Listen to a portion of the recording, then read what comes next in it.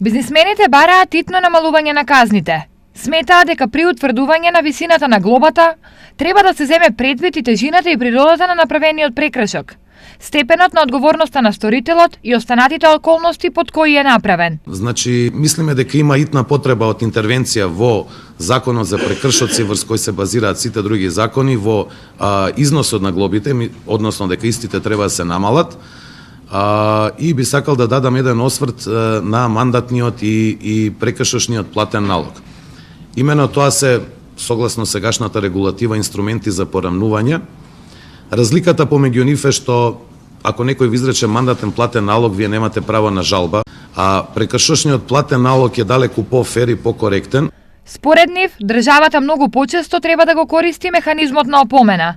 Воведувањето на опомената како санкција која што може да се изрече на правните лица беше воведена како резултат на барањата и предлозите на Стопанската комора на Македонија во насока на зајакнување на превентивната за сметка на репресивната функција на инспекцијските служби со цел да се овозможи на компаниите кои што полесно ги повредиле своите обврски да бидат едуцирани за нивните одредби и полесно да го согласат своето работење со применливите законски прописи. Инаку, Законот за прекршоци уредува дека глоба на правно лице може да биде изречена во износ меѓу 200 и 5000 евра. Но истовремено уредува дека и, например, со Царинскиот закон, максималната пропишена глоба да биде 15.000 евра, а со Законот за води и до 20.000 евра.